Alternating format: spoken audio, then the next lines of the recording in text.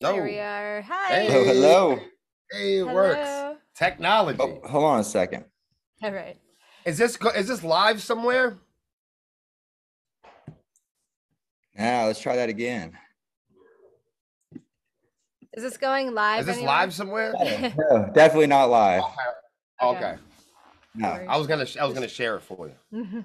Yeah, no, I say too much crazy shit to go live. Okay, yeah, that's all good. That's why I do internet radio where I don't have to deal with FCC because the stuff that comes out of my mouth, holy hell. Yeah. So how you guys doing? Doing good. We're How doing are all you? right, man. I'm fucking wonderful. I'm digging the stuff that you guys got coming out. Thank you so much. Yeah, I've been jamming. Oh shit. I've been jamming a lot of it here getting ready. Black Light Invasion has kind of become my new jam for sure. It's a good one. That's a definite favorite. Yeah, I see why. So where are you guys from? New England, well, New Hampshire to be specific. New Hampshire? Yeah, New England it's a collection of what, 6 states? Is it? I There's a think few. so. There's a few. I think it's 6. Dude, I'm from the Midwest, and I don't even know who the fuck all's in the Midwest. But that's what I mean. It covers a regional area. It depends on who you ask. Because if you go to like if you're like on New England rock and metal groups, they'll only include like the parts of New England that they like. Yeah. But New England is like a collection. It's smaller parts that make up a whole. Mhm. That was a smart move on the Patriots then, where you just collect everybody. It's like that. And here's the thing. The Midwest it works for rock and roll. Does it the same way? It does in the sense that you can drive 40 fucking miles and be at the beach. And then you could drive 40 miles and then you're in the woods. And then you know, so an hour away, a few minutes away, you're always near, a whole new crowd of people. Mm-hmm. So you can go from the town to the city, to the woods, to the beach. And naturally with that, you get a very diverse variety and groups of fucking people. Oh yeah. And that's one thing that really is cool about if you're able to move around New England, it feels like you can move around quite a bit with not going too far. It's like a world tour in a one little region. It is. You can look at it that way. It is. Yeah. And it's not like gigantic cities, but there are all these really healthy business districts with flowing culture. And because New England is like, we landed here, the people that came to the country from Europe, they landed here, and then Plymouth Rock, right? And and then you have naturally Boston and the history of like senators and presidents coming here for the primaries. So traditionally, New England is one of those places in the country that is a start. It's a start. It's a good place to get a start. Yeah. And rock and roll here has always music. And art has always been diverse and aggressive and risky and competitive. It's a competitive group. Competitive for This sure. isn't when you think about New England. Oh wow, there's a keyboard player. Oh my God, it's good bars. Wow, that's showing up for the party.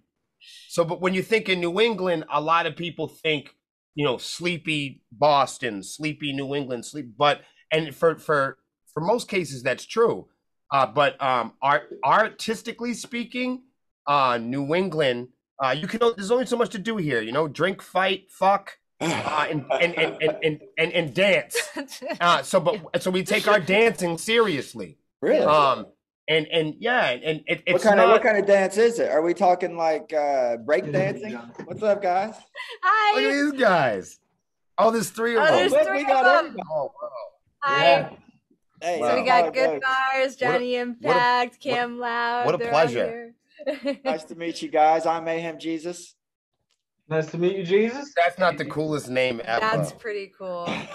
it lends itself to a lot of parodies. You know what I mean? I've got there's a band called Transcendence, and them and I we imposed the Last Supper table in front of the line of us doing shots. So it looks like Jesus and the disciples doing shots at the Last Supper. I mean, there's a lot of parodies you can do. You tiptoe. Oh, that's awesome. I would blow that up and put that on the wall. It was I really Definitely. it was my cover picture for a hot minute, but you got to be careful with that. People get kind of touchy on that subject. I look at it as a parody and not a mockery, and that's how I try to tiptoe around it. So all you guys, my new crew down there, you guys all from the New Hampshire area too? No, we don't even know them dudes. Oh, they're just crashing the interview. I don't know how they got the Zoom link. Who the Get fuck lost. are these guys? We're Fiverr employees. Yo, but you guys, can I say something? You guys do look like a cool band, though. Like, you guys look like a cool band. They do. I would check it out. I would check it out. I would check it. Yeah, for sure. So everybody in New Hampshire area, how'd you guys get together?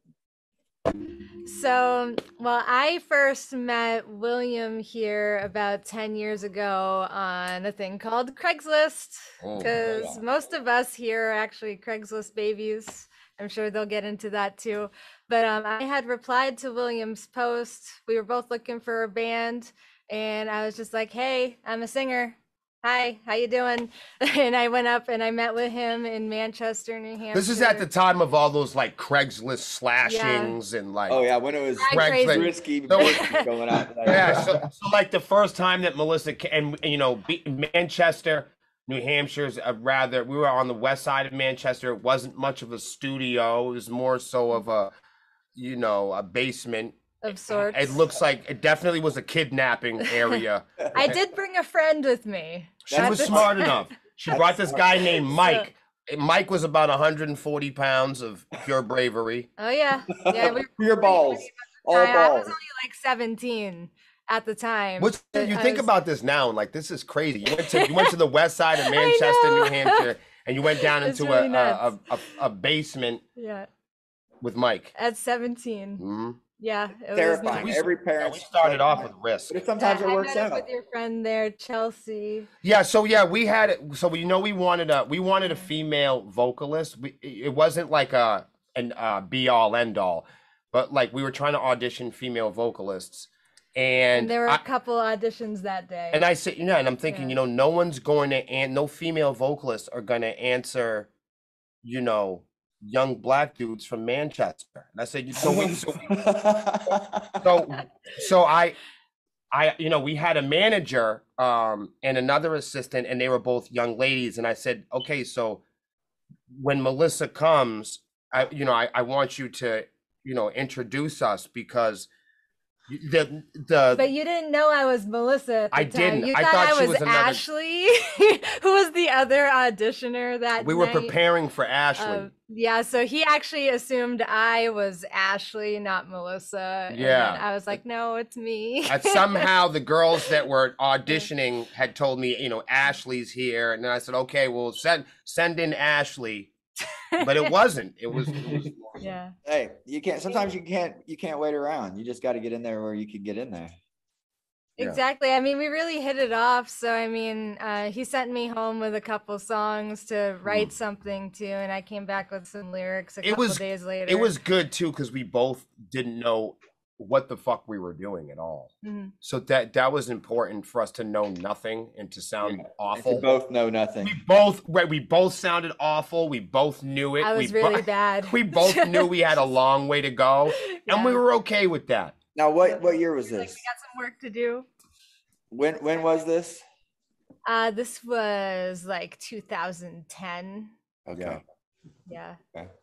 Yeah. So then our influences were rock and roll. Everything that was rock and roll in 2010. And we just wanted to play so bad. We wanted so bad for people to think that we were metal. We wanted people to think that we were rock and roll. So anything that was considered rock and roll or metal or cliche, anything that could authenticate us or define us, anything that we thought that would be rock and roll, me and Melissa did. We just wanted to be accepted. We wanted people to believe in us, that we wanted to prove to people that we cared about it. So when people ask us our influences, I'm like, what?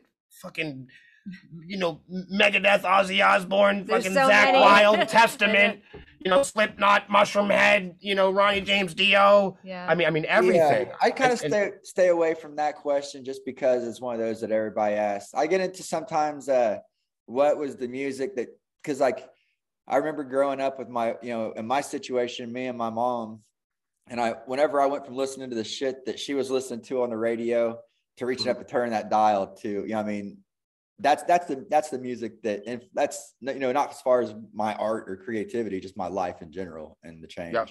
Yep. That's as far as the influential stuff like that. I like to know where you guys grew up, how you grew up. I like to know what'd you do as a kid to kill time in fucking New Hampshire. That's a great question, actually. So my father is a guitar player. And both of my brothers, grew up listening to heavy metal, hard rock music. So I had that constantly just blaring in my face, like all the time.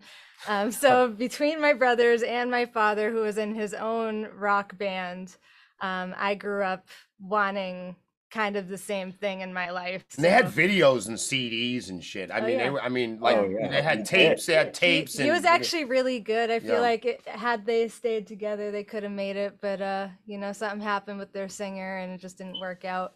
It's hard to keep a band together. Oh yeah, no, they always had trouble finding a drummer. Yeah, there's a lot of until recently. You'll have a guitar player learn to play the drums just because it's easier to find a guitar. I mean, not necessarily a guitar player. But, there's a lot of bands where people bounce around. They're like, wait a minute. Yeah, I don't want to single out anybody, but that's never happened around here. That would never happen there, would it? But you know what I mean. People have to bounce around to fill spots just because vocalists end up they never thought in a million years they were going to be a vocalist, and now suddenly it's hard to find a vocalist. So whoever, like I work with a band called I noticed there's a lot of screamers these days. There are a lot of screamers these days. There's it's like a lot more than there used to be. Metalcore, I guess, is making a big push. I think it's that kind of around that genre that actually Seasons, the band I work with, is a metalcore band. They'll mix clean vocals and scream. I love Season. Oh, are you familiar? Yeah, I am. Out of Richmond? Yeah, man. I'm their tour manager. Oh, really? No way. You should bring them up here. Yeah, well, we're going to be hitting the road this year for sure, this spring. If you guys come to New England, if we're not doing anything that night. I think we've spoken about that. Melissa, I think you and I have actually spoken with Seasons coming up there. You made a post that I think I said something about. Mm-hmm. Yeah. I think that would be well worth it. So if you guys come this way, let us know. We'll come out and at least come out and support. For sure. I want to go catch a show anyway. I'm digging your music, man. I've liked it since I started listening. I've heard you guys whenever I was still with Bruise Radio, which is part of the Rock Radio. Oh, yeah. Yep. And I remember, Sepsiss was one of the first bands that I was turned on to by them. So, I mean, I've been a fan for a while. It's cool to get to talk to you and hear the new stuff coming out. Yeah, bro. So what'd you do growing up, William? What kind of mischief did you get into? Wow, Joe, my life is really fucked up, man. So you don't have to tell me nothing you don't want to, but I kind of want to know. No, it's all good, man. Honestly, like a lot of my childhood it has a lot to do with the reason why I make music, and I stick to it every day. Music really and always has kind of saved my life in a way. It's kind of allowed me to create, a pathway and a threshold for me, and it giving me a reason to not cut somebody's head off. It really has. I grew up in institutions and placements and group homes, and I didn't have when I was born, I didn't have any parents. I was adopted by a really nice lady in Portsmouth, New Hampshire. It's an artistic town. It's a kind of city where people do like plays on the corner and magic tricks, and that's cool. They have like parks where they do like repertory theater presentations, and people, I mean, this is the kind of city you could be getting coffee in the morning and somebody's got a horn on the side of the, if it's nice out, people are outside making music, making noise. Yeah, that's awesome. Portsmouth is a very loud city. People always say, Willie, you're so loud. But everybody from Portsmouth is loud. If you know people from there. Yeah. In fact, they have an organization there that so all the yuppies started moving in years back, and the residents, the natives of Portsmouth that live there, created this movement called Keep Portsmouth Loud, and they all go around with there's no noise ordinance in Portsmouth. There's really? you don't turn it off. It's party time. It goes to 11 in Portsmouth, huh? That's what it is, you know. That's awesome. So that's a town I grew up in, and inspired by all these street performers and magicians and ballet dancers and what kind of music were you jamming? Me, I grew up on early like break beat and very early hip hop and rap music, break dance style music, DJ orientated. Very. Did you break dance? I would never, ever in a million years attempt that at this time. I'm sure not on camera. You've done it with your boys. Maybe that tells me everything I need to know. I would get hurt in front of everybody, and then they would help me. They would help me to my mattress. But that's it. But I mean, early on, it was tough for me. Earlier on, my favorite toys were pianos and keyboards. Oh yeah, and drums and stuff. Xylophones were always cool to me. No, a baby xylophone will still entertain me for fucking an hour. Anything that made noise, my mother used to get. She was awfully. She would always be wondering why I'm making so much noise, and I'd be singing and babbling and tapping. And I just, from the beginning, I could remember I always just wanted to make music and express myself. And I spent a lot of my childhood, unfortunately, in like juvenile halls and. County farms, prisons, jails, placements, addiction, drugs, alcohol, fights. Do you think crime. Your music would be like it is if you didn't have all that in your fucking past? You know what I mean? It's a very strange fractal building block of might be in a boy band. I feel like the experience without the experience that I've had, I think artistically it would fall block by block like Jenga, you know what I mean? It's really allowed me to care about my life and care about my friendships and be able to express that and write about that honestly, because when you're a young boy, it's fucking and fighting and everything else, but as you materialize into a man, you know what I mean, and you're making adult music. Me and Melissa, we didn't start making music as kids hoping to make music for kids. You know what I mean? I think that's an appetite of certain artists. We're not trying to stay in times with trends or what the kids are doing. Me and Melissa wanted to grow up and make adult music. And appeal to adult subjects. So you won't catch Sepsiss really riding the modern train or trying to figure out what the kids doing, because for us, music was something more like we couldn't wait to grow up to express ourselves as adults. Mm-hmm. So like we don't see music as a place to go to now and do London Bridge and all the stuff that's appealing and popular. For us, it was really the opposite. We couldn't wait until we had the opportunity in the sandbox as adults to express ourselves, with adult topics. So you guys were just, I mean, you had the thoughts and the, all that in your mind already. You were just waiting on that number behind age to get high enough for people to pay attention to you and take you seriously. Yeah. I mean, even young people in their young 20s, they go to the club, they're still sniffing each other's butts. You know what I mean? It's hard. It's hard for people. It's hard to pull people into an intellectual presentation and growing up in a theater environment, growing up in Portsmouth. Yeah, fine arts will develop that. When we designed the band, we were like, we wanted lights and outfits and choreography and it takes the kids are just throw a black shirt on and get up there. That's how we started, and salute to that. There's definitely a place for that. But we really wanted to look good. And we wanted intellectual metal. We didn't want to go, we didn't want to hurt people and raise the dead and do satanic rituals. And I love all that. I'm a fan of all that. There's Make a motherfucker think too, though, right? There's plenty of bands out there that like are mathematical and confusing and you know what I'm saying? There's tons of bands out there that are dangerous and they'll fucking kick your ass and do all that other stuff. But that we wanted something that was like adult, intellectual, man and woman, something you could talk about, look somebody in the eye. You know what I'm saying? People could take you serious. You could talk about it. And there's no Dungeons and Dragons.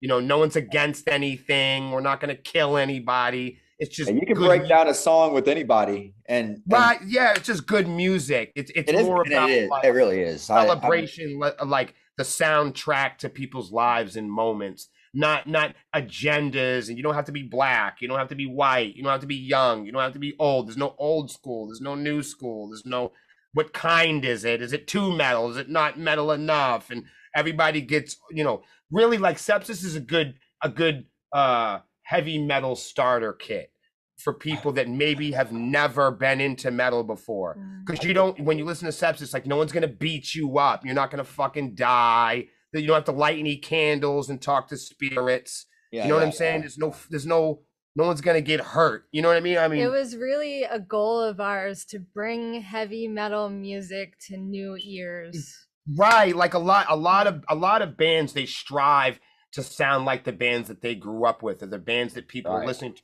trying to compete and stay competitive with what's going on there. Where it's like our goal is like, let's try to appeal to people who might never have even heard of this shit before. Like or maybe they just wouldn't listen to metal before. Maybe they refuse. Now maybe we make them like it. Like, can we get them? Can we persuade people to get? Because we wanted our music to be aggressive. People.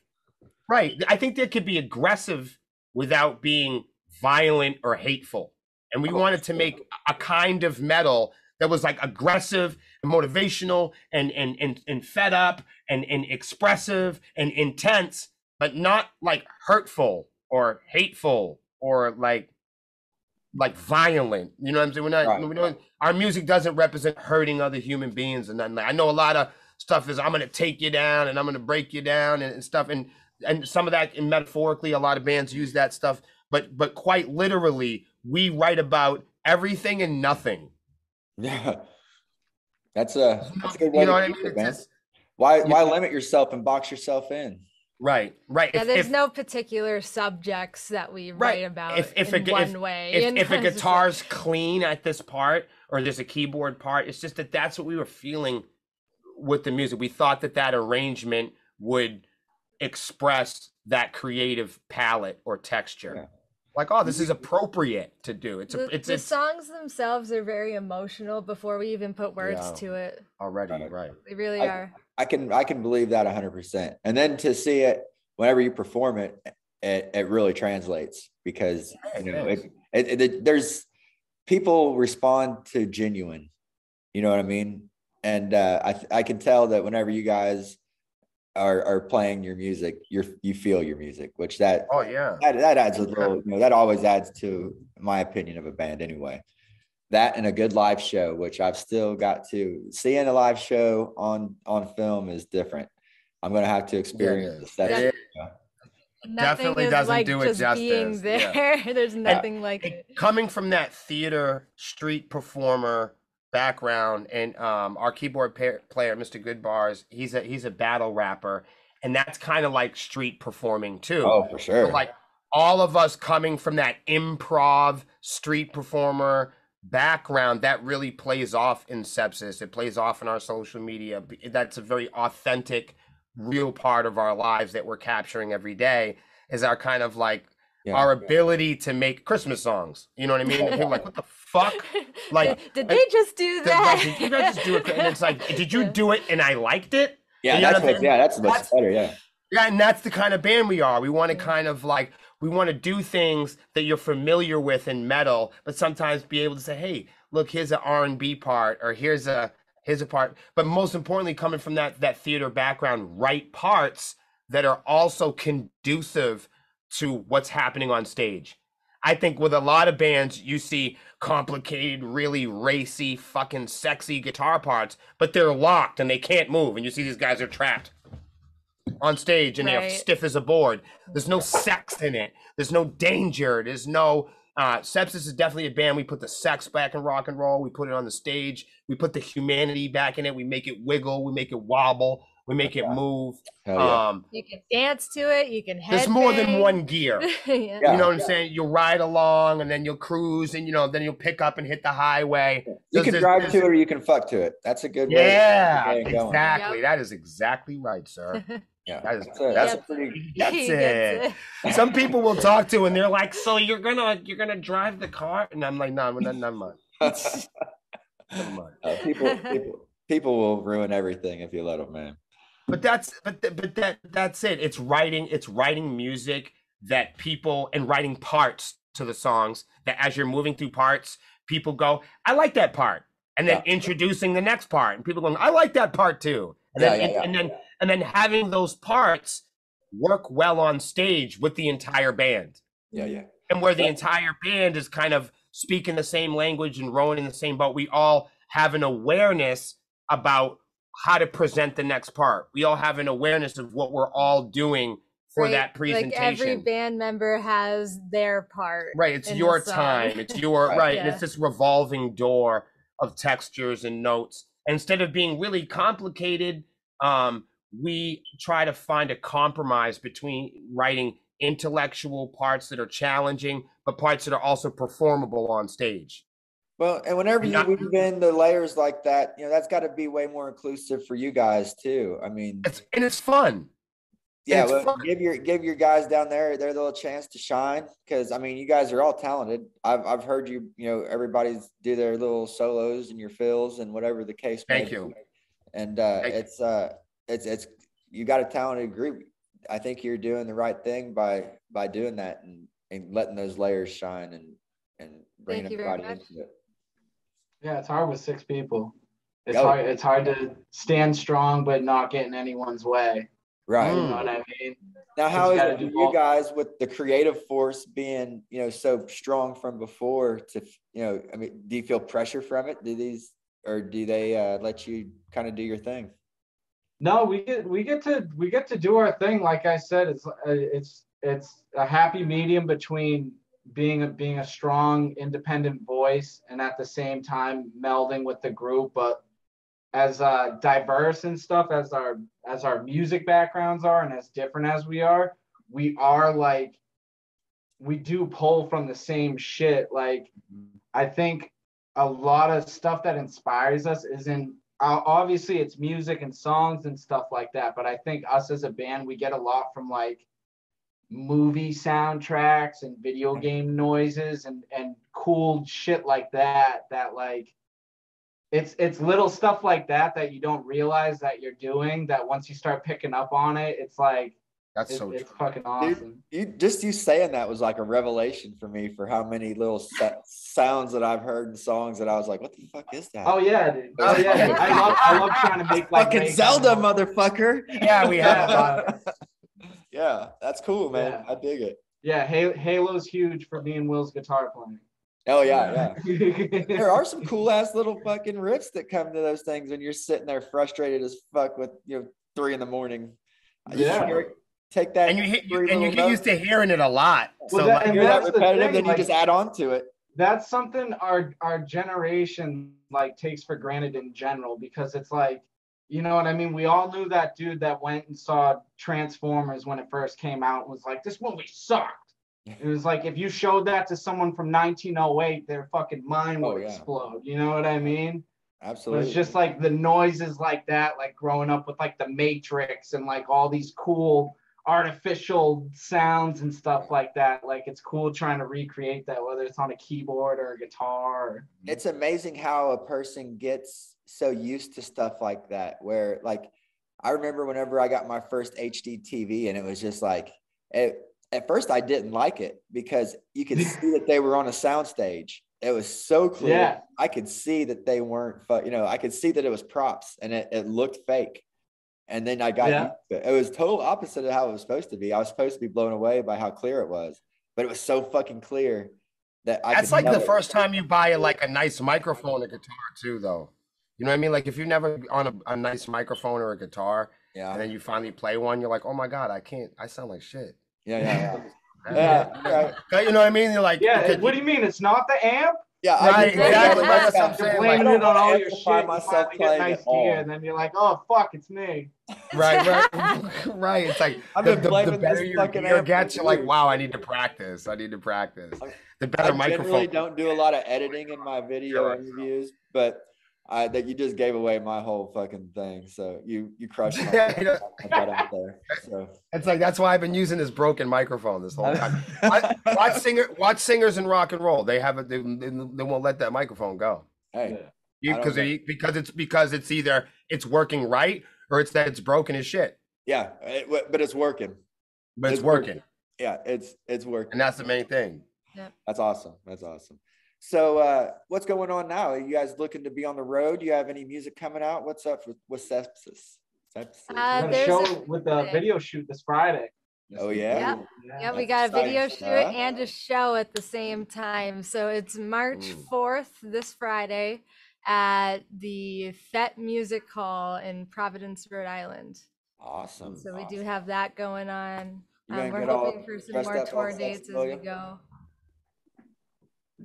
Sorry? I said, are you gonna get up dressed up all sexy, William? Me, William dresses sexy for every show. I've toned down the sexy in the last few years. You know what got me with the sexy was the COVID cupcakes. I don't know, bro. Did you see videos from the show Saturday? I did. I was all right. You were moving like a young ass man, bro. No, I'm gonna tell you something. At first, like last year, like after sitting around playing video games and Call of Duty and eating Butterfingers and cookies, I thought I was gonna inherit all of. I was not bringing the so happy. Will has an awesome wardrobe. I thought I was getting all the pants because I'm like, he ain't never fitting in them. Never gonna wear those pants again. Oh shit. Yeah, when the season started, and this is true, when the season started, I put on some of my rock and roll pants, and I come out and I said, I got to tell Cam about this.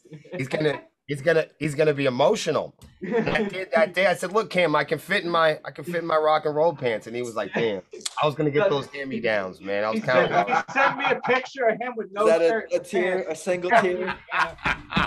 I feel you, dude. I feel you. I scared everybody in the band chat. I sent them the picture. They're like, Jesus Christ. Dude, I'll tell you what, man. We'll like make a thing and start giving William like cupcakes and pies and shit. I'll try to people do. No, they do.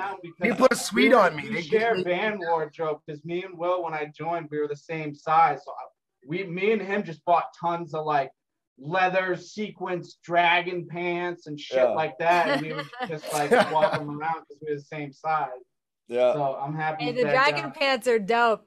Yeah, I love it. I fit in the dragon pants now, though. That's cool to have that selection until you get too big to use it, and then you just sit. Right. Well, that's what I'm saying. Exactly. And I never knew sitting. I mean, I should know better, but sitting on your like ass. Oh my God, bro!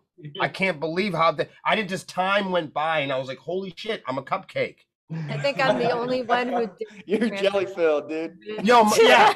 Okay, so let me say, Melissa didn't do anything. She's got an 8-pack, and I'm like, what the fuck, man? Like, I'm just turning into an eclair. You're a good fucking eclair, though, dude. Yeah, and here's the funny part. I'm out there flying drones. I'm jogging. I'm playing fucking wiffle ball, ping pong. I mean, jogging, I get. Flying drones and ping pong don't seem like they're going to be big weight loss. Fucking. I know. Flying a drone, come on, man. dude. Ping pong is I can't imagine what the fuck. That's not. I have this big field down the street from my house. It's like a big activity field. I have a lot of space. space. Summer is great. Drive and fly a drone. Yeah. Is that what you're telling me? You got an activity field?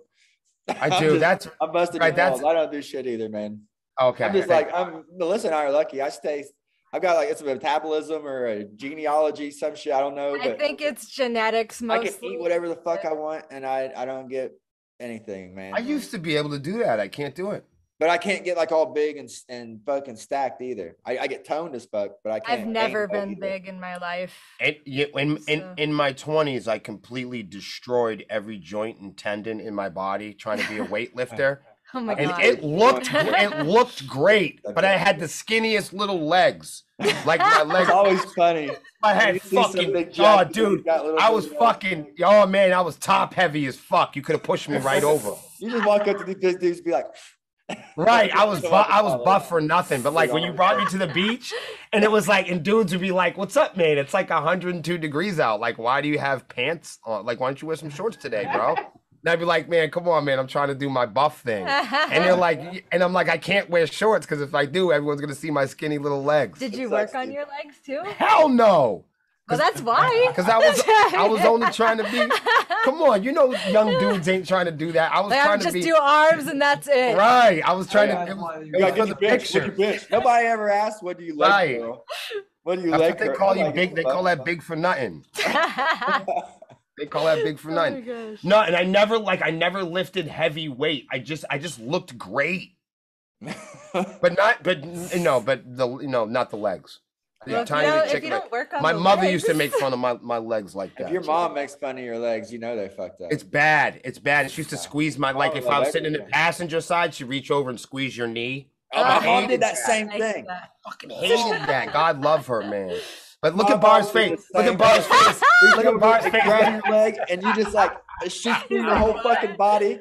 And yeah, dude, I know exactly. Awful. My kids know what's up with that too. Oh yeah, no, you gotta pass it on. Yeah, That's hereditary torture. Oh God. We believe in that. We believe in that. So you got the video coming out. You got some music coming. Any new music in the works? I'm excited. Yeah, that's why we're making the music videos, because we have this new single coming out called "Yesterday Isn't Me." Yeah. It's very exciting. I'm very much looking forward to it. Yeah. And then we're gonna say something cliche like it's really different. It's a different one from us. It's a really different kind of song for us. You know, even though we said the last single that that one was different for us. It's really they're all unique. different. But that's it. But that, as a band, you have to say that, Melissa. You have to say I this know. next single is unique and something we really challenged ourselves and we really tried to grow on it. That's what you're supposed to say when you're in a rock. We tried to look deep into sepsis and see what I've heard all kinds of that shit on these interviews, man. Yeah. That's as deep as it gets. We don't know what we're doing on the next You're gonna album. be on the road any? So far. The song release date, I think, is going to be May 1st. Is that it is, but you can get it pre-sale on Melissa's birthday, which is April 9th. She's 22 again. Congratulations. Thanks. That's awesome. She's 22 every year. Forever. That's forever. Yeah, just tell all the talent buyers that. 22 FL. We don't age, except for me. I don't know. I definitely age. Just ask every joint in my body. Well, I've learned that from the Eclairs. Clearly, we're in the same category. I break down. I don't get big. I can feel it though. I can feel it. I can't party like I used to. Really? You don't have snow though, do you? Do you have snow? Yeah. I don't know. I'm in Houston right now, so fuck about it. Okay. Oh, really? Fucking A, man. Yeah, well, so the problem is you gotta move. It's like playing guitar. Okay, like there's some people that have like natural talent. They can just slam dunk a basketball as soon as they take their diapers off. Then there's other fucking people that you have. Like, I'm a practiced kind of guy. So everything that I've ever been good at, cooking, anything, guitar, I have to practice it all the time. You're not naturally good at shit, huh? Nope, at all. I have to do it all the time, and I don't mind that because I have the appetite to do the things that I love to do. I like to cook. I like to play. I like to clean. I like to be me. It's okay. I like my life. And I like to remind people that there was a time when we encouraged people to like their lives. So that's, you know what I mean? So, I know today it's popular to not like your life. You're not allowed to advertise. You're not allowed to give guilty about no compliments. If you compliment somebody, you're a pussy. If you're a fan of somebody else, God forbid that, you know what I mean? There's some sort of a punishment that comes along with that. And the time we can identify with chairs and kumquats and we can all use the same bathroom. I just honestly, just keeping it simple. Drawing straight lines. Sepsiss is a family band. We plan on putting out another record this year. Still writing it. we're gonna release 2 singles before we release the record. So we have the single "Yesterday Isn't Me." We're still I can't say we're playing it by ear because we have a plan, but we're very much still a growing band. You know what I mean? I think that there's a lot of room for us to learn. There's still a lot of we don't, we're not satisfied. We haven't made it. We don't have we still just, it's song by song, note by note. We love each other, our relationship with each other. We stand united. We stand strong with each other as a family. We love our art. We don't have any crazy expectations. We don't plan on, hitting it big or people. We're not waiting for any companies to give us anything. We don't hope to open up for anybody. We're not waiting for a feature. We're kind of just still loving our band, and we're still learning our band, and we're still learning about each other. That's awesome. We have another single, but that's it, and then we're gonna release it somehow. I'm looking forward to it. I'm looking forward to hearing everything. More music, more content, just more. Right. Your guys' content and your image and your whoever's taking care of your PR and your and all that stuff. Is that you, Miss Melissa? So I have a Dynamic team. duo down there. Okay, because at any given time, someone's gonna go like this. What did I do? What did I do? You did it, not because someone's gonna say Good Bars is responsible for, and then they're gonna say Melissa's responsible for, and they go, but William, he's responsible. You guys do it. I can't do it all by myself. You guys are, everything that I see out on social media is coming from you guys. We're a collective. Yeah. Yep. Well, you're doing a great job. You got a cool look. Your imagery and the first intake of, the first look at any of your pictures. Yeah, because we don't know what people see. Like, you look in the mirror and you see what you see, but like a person gets up in the morning and they go, "What the fuck do I look like?" We don't know. Yeah, you guys you guys look like a cool fucking metal band, and you are. So it suits. And I'm glad to be able to meet you guys and find out that you are legit cool, because I've been surprised by a couple of them, but you guys it's nice to meet you too. Thanks, man. Thank you. Do you guys have any social media stuff, anything you want to plug before I let you go?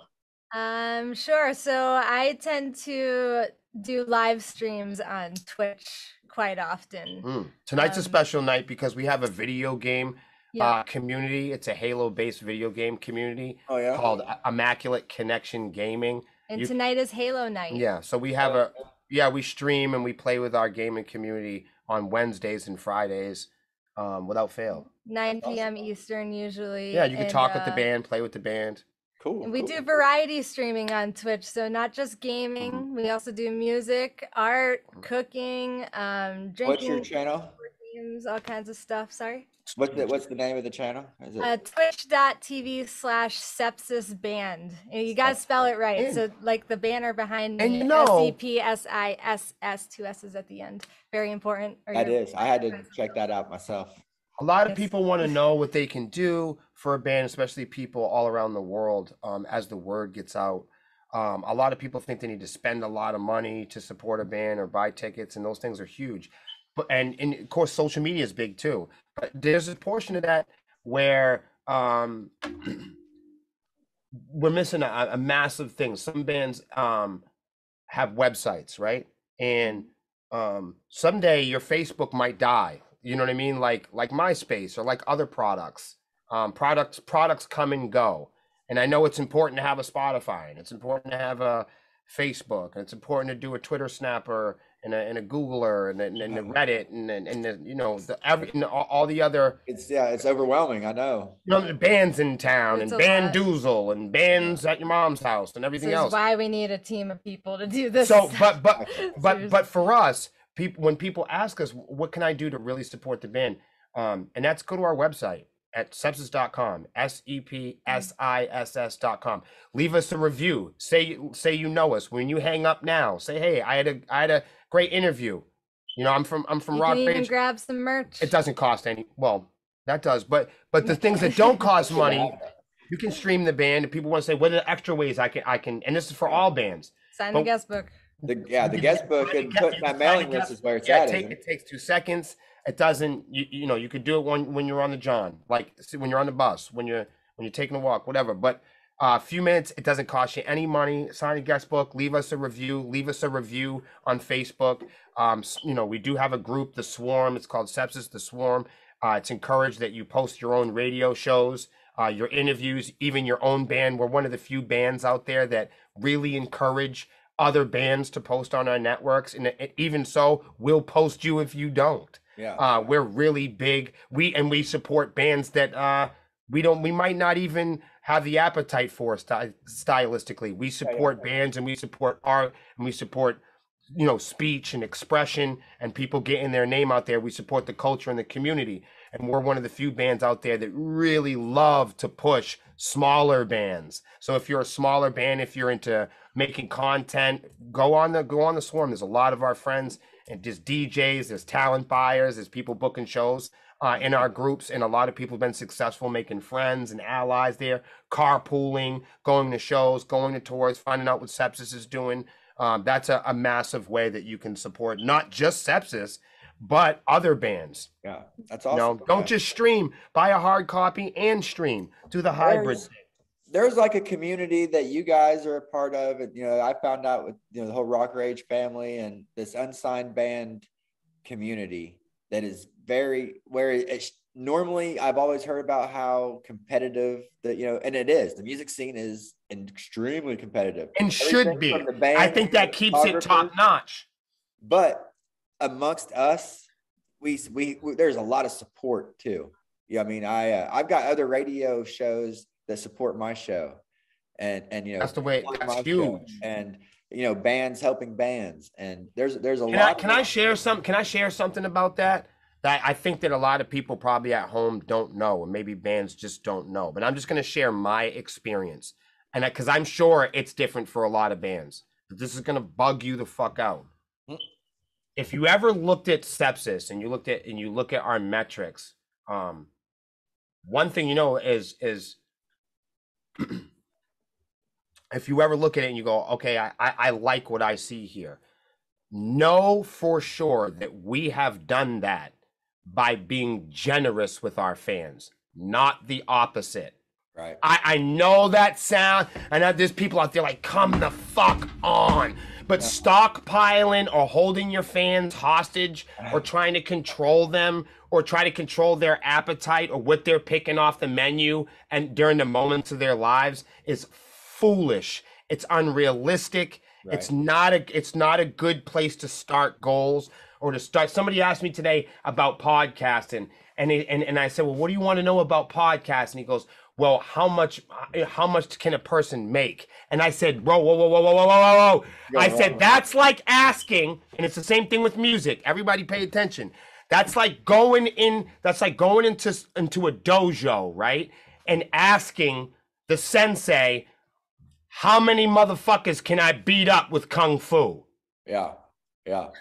He's going to look at you and tell you, you, sir, need to get the fuck out of here. Right. You do not belong here. Because if you're trying to learn, and look, there might be opportunities in karate or kung fu or kempo. You might be able to compete. You might be able to travel. You might be able to go on world tours. You might be able to punch somebody. You might even get a medal or win something or get endorsed or go into UFC or mixed. But you should get into it because you love martial arts, because you love discipline, because you love the fucking shit.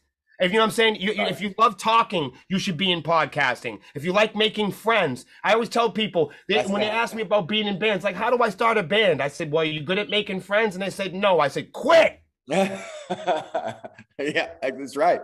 That's what I've told many people. They say they want to do. What do you mean you don't want to sell records? I'm a professional buddy, is all I am, dude. What do you mean you don't want to sell tickets? There's so many bands. They're super talented. They're really fucking talented. But being talented doesn't mean you're popular, and being popular doesn't mean you're rich, and being rich doesn't mean people. And being all these. That's the thing. Being all these things don't mean people like you. Yeah, you're yeah. So so what the fuck, man? So you should never go and learn Taekwondo so you can hurt somebody or be above somebody or stand over somebody. Sepsiss doesn't stand over their fans. We don't hope that people worship us. You know what I'm saying? Our goal is to stand with fans and to Right. grow As it and to should grow be. the company and to grow our relationships. And I think That's your the feel I goals get, going dude. into karate really matter.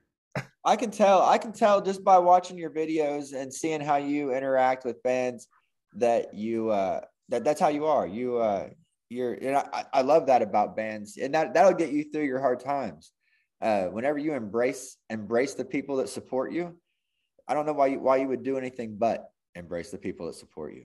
And you guys do. I see your interactions with fans. I've seen your videos and all that, and you're great with your fans, and that's what's going to help get you through any lulls that you have on your road to success. And you're on the road to success. You just got to keep plugging away. I mean, you got to